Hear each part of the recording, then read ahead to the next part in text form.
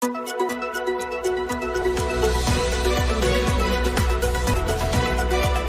મિત્રો, હું છું એન્કર અર્પિતા પટેલ. આપ જોઈ રહ્યા છો મુંબઈ તરંગ ગુજરાત ન્યૂઝ.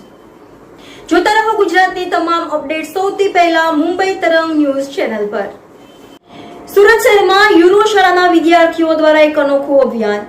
સુરત શહેરમાં યુરો શાળાના વિદ્યાર્થીઓ દ્વારા અનોખું અભિયાન. યુરો શાળાના વિદ્યાર્થીઓ દ્વારા ઇકો ફ્રેન્ડલી શ્રી ગણેશ પ્રતિમા વિતરણ.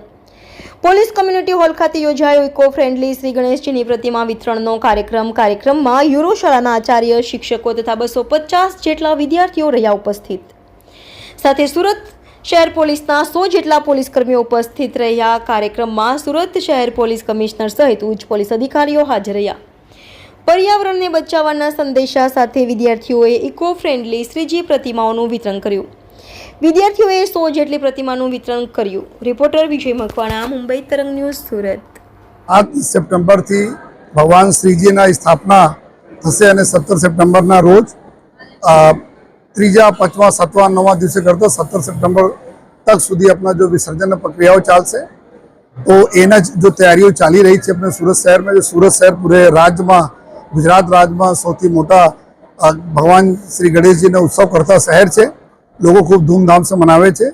तो एने ज लईने साथोसाथ जो अमारा जो स्कूलना बाळको जो छे, आज अहींया यूरो स्कूलना बाळको अपना माटीना गणेशजीना अलग अलग थीम पर बनावेला छे.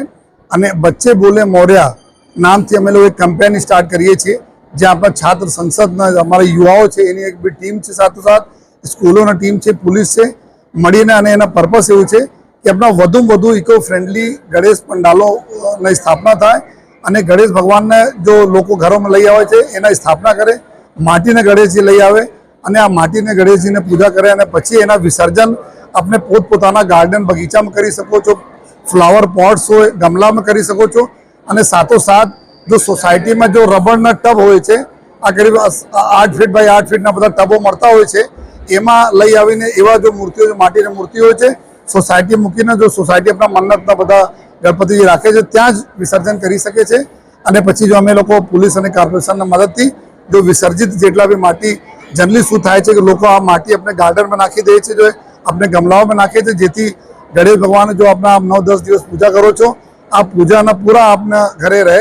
અને એનાથી ફાયદો એવું છે કે આપણા લોકોના જો આર્ટિફિશિયલ પોન્ડ જો કોર્પોરેશન તરફથી બનાવવામાં આવે છે ત્યાં બી જવાની જરૂર નહીં પડે, એના બહુ ટ્રાફિકમાં જવાની જરૂર પણ નહીં પડે અને ઘરોમાં આ લોકો કરી શકે.